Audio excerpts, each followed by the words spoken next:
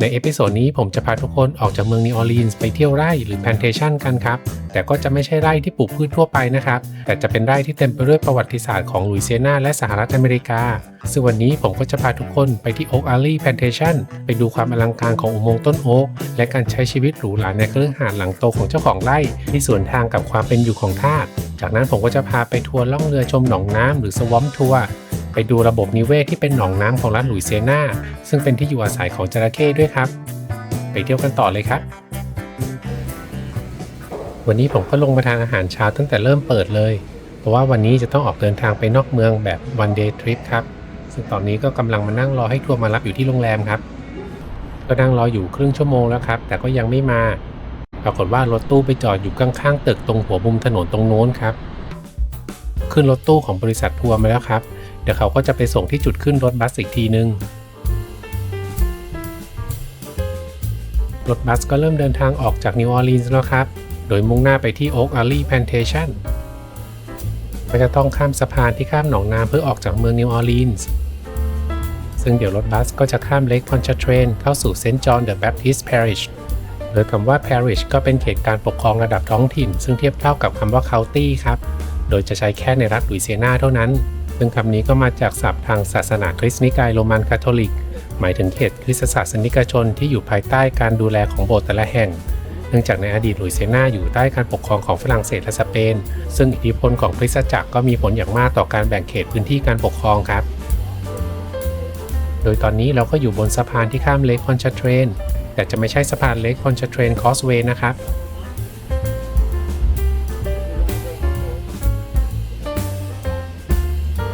ตอนนี้ก็กำลังข้ามแม่น้ำมิสซิสซิปปีโดยการเดินทางจากเมืองนิวออร์ลีนส์ก็จะใช้เวลาประมาณ1ชั่วโมงครับระหว่างทางก็จะผ่านไร่หรือแพลนเทชันต่างๆอย่างตรงนี้ก็กำลังผ่านหน้าเซนต์โจเซฟแพลนเทชันซึ่งติดอยู่กับโอ๊กอารีแพลนเทชันครับซึ่งบริษัททัวร์ก็จะมีตัวเลือกแพลนเทชันต่างๆให้เลือกว่าอยากไปเที่ยวที่ไหนครับ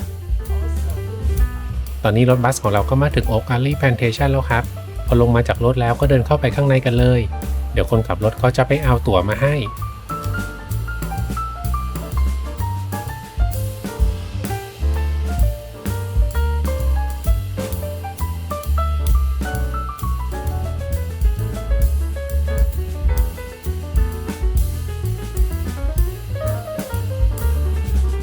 ถ้าไม่ได้มากับทัวร์ก็มาซื้อตั๋วเองที่บูธนี้ครับตั๋วที่ได้มาก็จะมีระบุรอบของการเข้าชมภายในคฤหาสน์หรือบิ๊กเฮาส์ตั๋วที่ผมซื้อมาก็จะไม่มีไกด์ครับให้เดินชมกันเอาเอง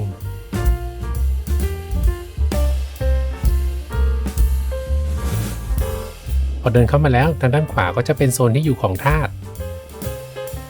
ส่วนทางซ้ายก็จะเป็นถนนที่มุ่งไปสู่คฤหาสน์ของเจ้าของไร่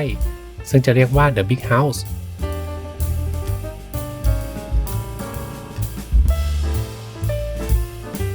โดยรอบของบ้านก็จะเต็มไปด้วยต้นโอ๊กที่แผ่กิ่งก้านอย่างร่มรื่นครับ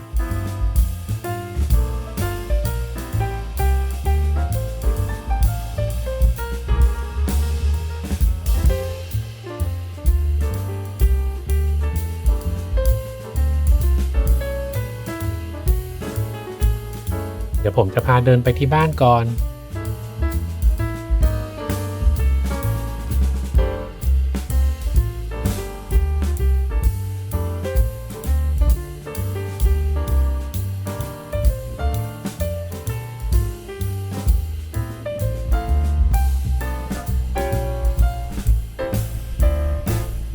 นี่ก็คือบ้านหรือคฤหาสน์ของเจ้าของทาสครับ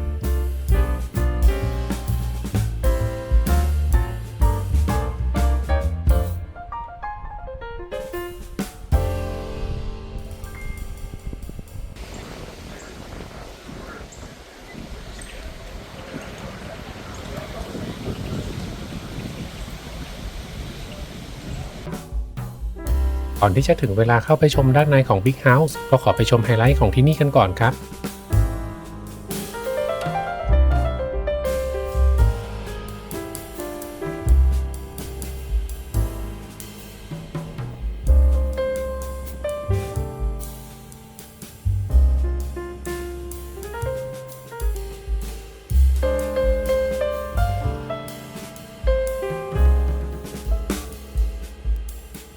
นี่ก็คือไฮไลท์ของ Oak Alley Plantation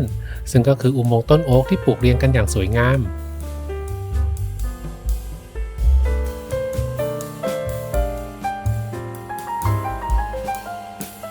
จุดที่จะถ่ายรูปสวยที่สุดก็คือจะต้องเดินไปที่ปลายสุดของทางเดินนี้ครับโดยระหว่างที่เดินไปเดี๋ยวผมก็จะเล่าประวัติคร่าวๆของที่นี่ให้ฟังกันครับ Oak Alley Plantation ตั้งอยู่ในเมืองวอชเชอรีรัฐลุยเซียนาติดกับแม่น้ำมิสซิสซิปปีเดิมที่นี่เป็นไร่อ้อยขนาดใหญ่ของตระกูลโรแมนเศรษฐีผู้ทรงอิทธิพลซึ่งในอดีตมีทาสมากกว่า200ชีวิตอาศัยและทำงานอยู่อย่างลำบากโดยเฉพาะในช่วงเก็บเกี่ยวที่ต้องทำงานหนักถึงวันละ18ชั่วโมงสำหรับอุโมงค์ต้นโอ๊กที่ผมเดินอยู่ตรงนี้ก็มีความยาวประมาณ240เมตรมุ่งตรงไปยังตัวคฤหาสน์โดยต้นโอ๊กยักษ์จำนวน28ต้นนี้ถูกปลูกอย่างเป็นระเบียบฝั่งละ14ต้นมาตั้งแต่ช่วงทศวรรษที่18ซึ่งเก่าแก่กว่าตัวคฤหาสน์อีกครับกิ่งก้านของต้นโอ๊กบางต้นแผ่กว้างจนแตะพื้นดินโดยต้นโอ๊กเหล่านี้ได้รับการคุ้มครองตามกฎหมายของรัฐลุยเซียนาซึ่งห้ามตัดแต่งโดยไม่ได้รับอนุญาตครับมุมนี้ก็คือมุมของอุโมงค์ต้นโอ๊กกับทางเดินที่ทอดยาวไปจนถึงตัวคฤหาสน์ถ้าอยากจะถ่ายรูปอุโมงค์ต้นโอ๊กแบบที่คนไม่เยอะแบบนี้ก็แนะนำให้มาช่วงเช้าครับเดินกลับไปที่คฤหาสน์กันครับ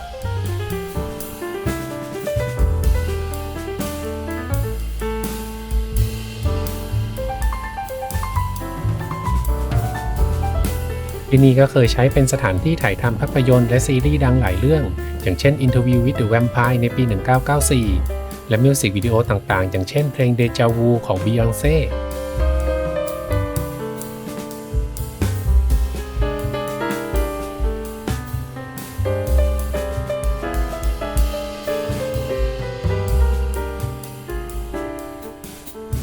สำหรับตัวคฤหาสน์หรือ Big House สร้างเสร็จในปี 1839ด้วยสถาปัตยกรรมแบบกรีกรีไววัลตัวตึกมีสีขาวที่โออาสะท้อนถึงยุคทองของการปลูกอ้อยทางตอนใต้ของอเมริกา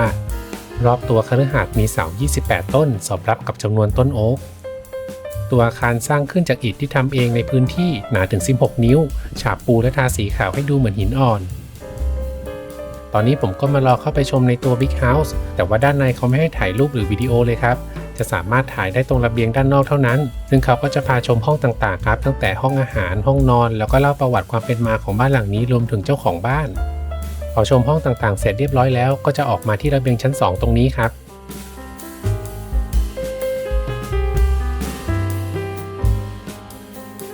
ที่จุดนี้ก็สามารถถ่ายรูปของอุโมงค์ต้นโอ๊กได้จากมุมสูง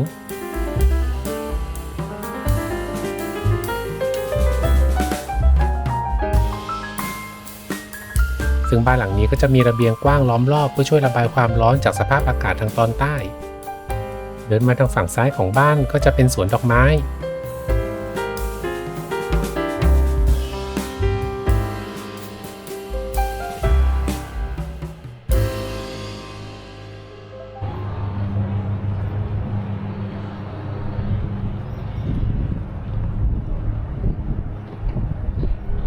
สำหรับตรงนี้ก็จะเป็นอีกฝั่งหนึ่งของบ้านครับเป็นจุดที่เป็นถนนที่รถจะวนเข้ามาจอดที่หน้าบ้านได้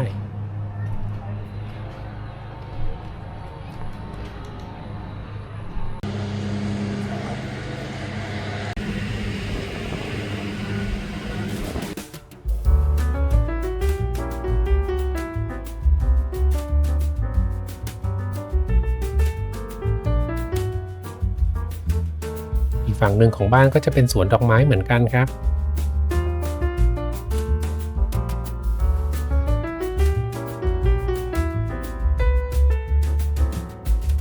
ก็ใช้เวลาอยู่ในบ้านแป๊บเดียวเองครับตอนนี้ก็ออกมาด้านนอกแล้วเดี๋ยวจะไปถ่ายรูปที่สวนดอกไม้กันครับ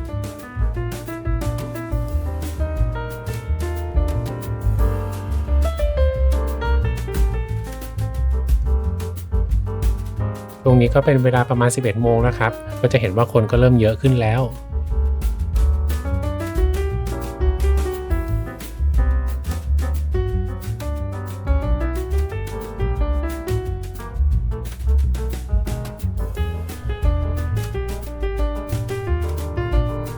มุมนี้ก็จะได้วิวของแปลงดอกไม้และตัวคฤหาสน์ครับเดี๋ยวผมก็จะเดินต่อไปที่โซนกระท่อมที่อยู่ของทาส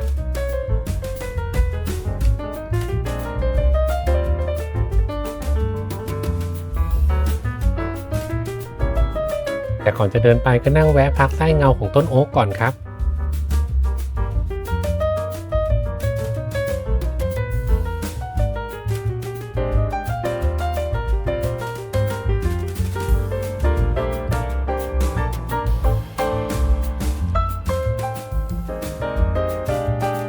ที่เห็นอยู่ตรงกลางวงเวียนนี้ก็จะเป็นกระทะเคี่ยวน้ำตาลจากอ้อยครับ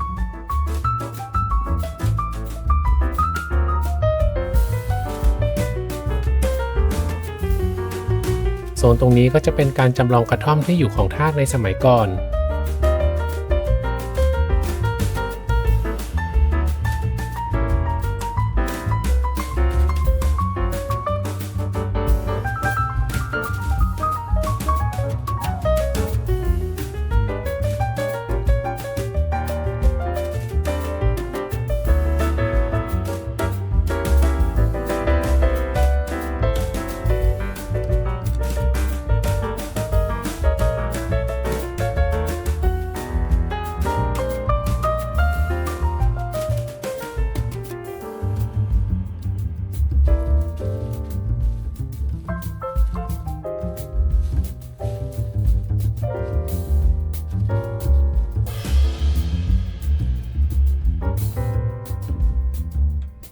หลังนี้ก็จะมีจัดแสดงพวกอุปกรณ์ต่างๆที่ใช้ในไร่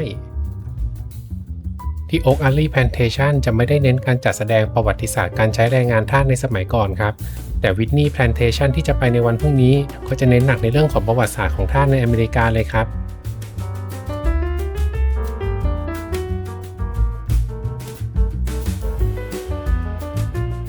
พอออกมาแล้วก็จะเป็นคาเฟ่ซึ่งตอนนี้ก็เป็นเวลาเที่ยงพอดีเลยครับกำลังหิวเลยที่คาเฟ่ก็จะมีขายพวกสลัดแซนด์วิชแล้วก็เครื่องดื่มและพายครับ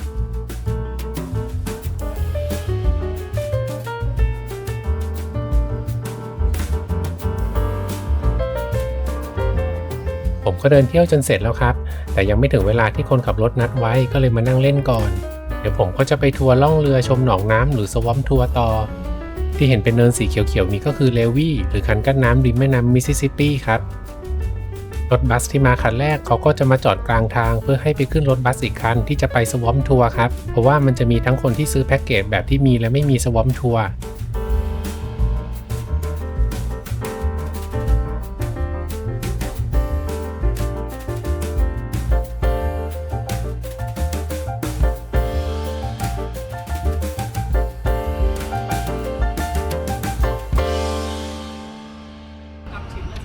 ตอนนี้รถบัสก็พามาถึงจุดที่จะขึ้นเรือสวอมทัวร์แล้วครับ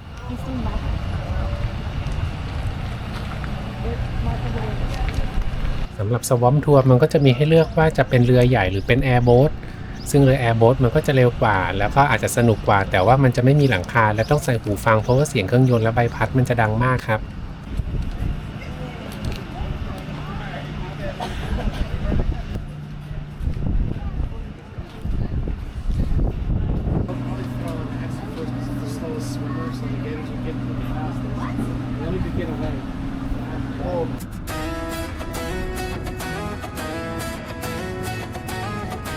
เรือออกแล้วครับ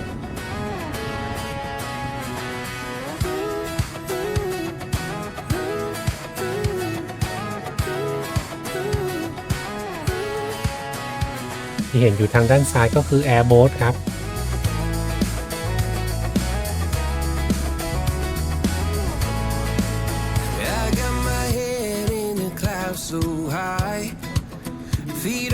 ตอนนี้เราก็อยู่กันในบาลาตาเลียซึ่งเป็นพื้นที่ชุ่มน้ำอันกว้างใหญ่ของรัฐลุยเซียนา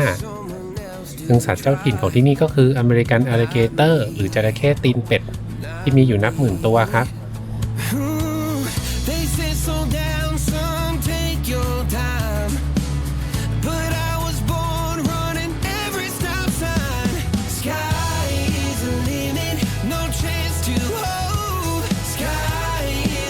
ช่วงเที่ยงๆแบบนี้เราอาจจะไม่ค่อยเห็นจระเข้ว่ายน้ำเพราะว่ามันเป็นสัตว์เลือดเย็นในช่วงที่แดดแรงจัดแบบนี้มันก็จะขึ้นมานอนหลบแดดอยู่ตามพุ่มไม้หรือดำลงไปใต้น้ำเพื่อควบคุมอุณหภูมิร่างกายแต่ไกด์คนขับเรือเขาก็จะพยายามมองหาตัวจระเข้ให้ครับ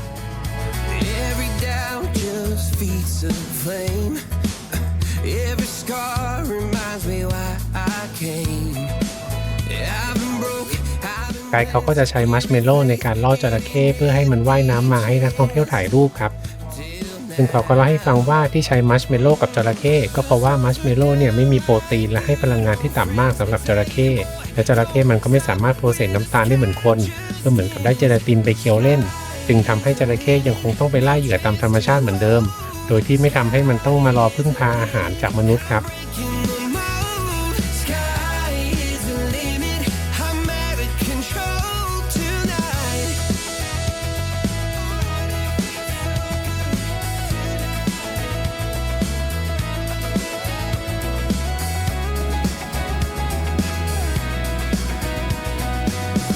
จระเข้ตัวนี้ก็กำลังนอนตามพุ่มไม้ครับ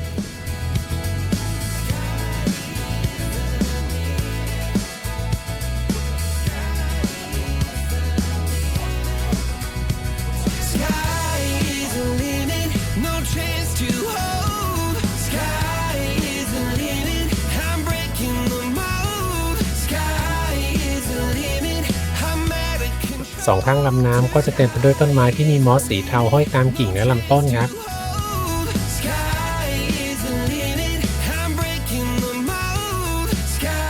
ที่เห็นอยู่บนยอดไม้ตรงนั้นก็คือบอลอีโก้หรือนกอินทรีหัวขาวหรือนกอินทรีหัวล้านเป็นนกล่าเหยื่อขนาดใหญ่และยังเป็นนกประจำชาติของประเทศสหรัฐอเมริกาด้วยครับ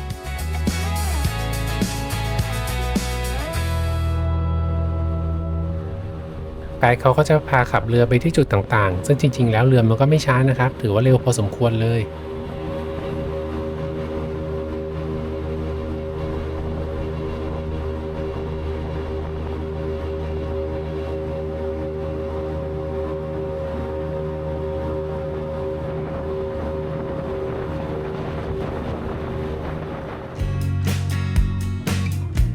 มาดูจระเข้กันอีกจุดครับ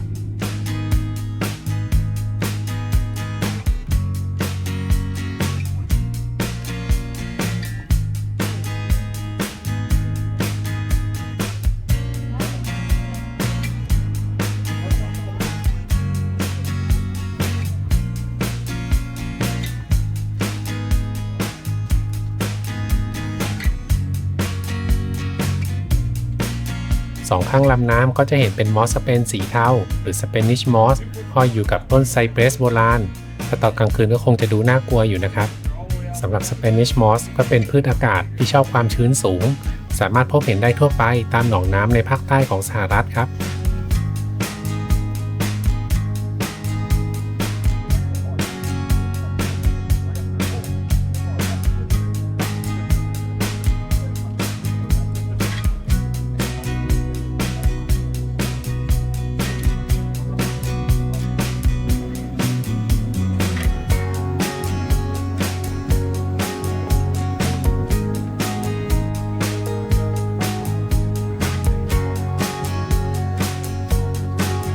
พื้นดินต่างๆในแต่ละจุดก็จะเป็นที่ส่วนบุคคลทั้งนั้นครับก็จะมีป้ายบอกไว้ว่าห้ามบุกรุก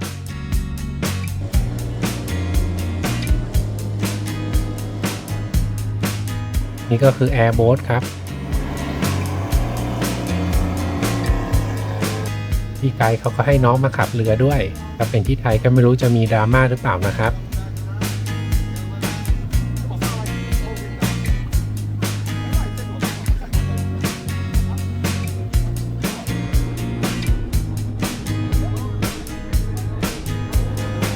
ในเรือใหญ่แบบนี้ก็จะมีห้องน้ำอยู่ด้วยครับ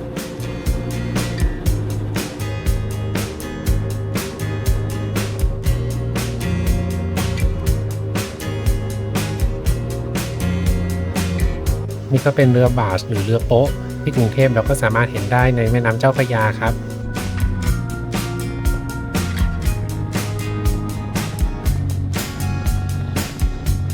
ตอนนี้เขาก็พามาดูสุสานครับก็เป็นเอกลักษณ์หนึ่งของสุสานในรัฐลุยเซียนาก็คือจะมีหลุมศพที่อยู่เหนือดินจะเป็นเพราะอะไรนั้นเดี๋ยวตอนต่อไปผมจะพาไปเดินชมสุสานในนิวออร์ลีนส์กันครับ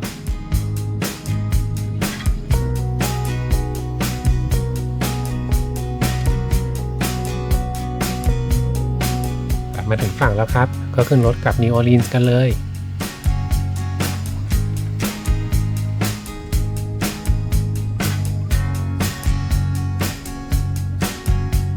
ใกล้จะถึงนิวออร์ลีนส์แล้วครับ ระหว่างทางที่ข้ามแม่น้ำมิสซิสซิปปีก็จะเห็นเมืองนิวออร์ลีนส์อยู่ไกลๆครับ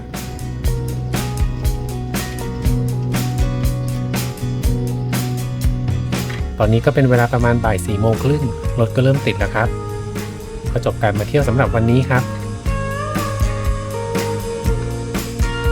ตอนต่อไปผมก็จะพาทุกคนไปเที่ยวพร้อมกับความรู้ด้านประวัติศาสตร์ของการใช้แรงงานทาสในอดีตที่วิทนีย์แพลนเทชันส่วนตอนบ่ายก็จะพาไปเดินชมสุสานที่เป็นเอกลักษณ์ของรัฐลุยเซียนาก็ฝากกดไลค์กดแชร์กดติดตามตอนต่อไปด้วยนะครับ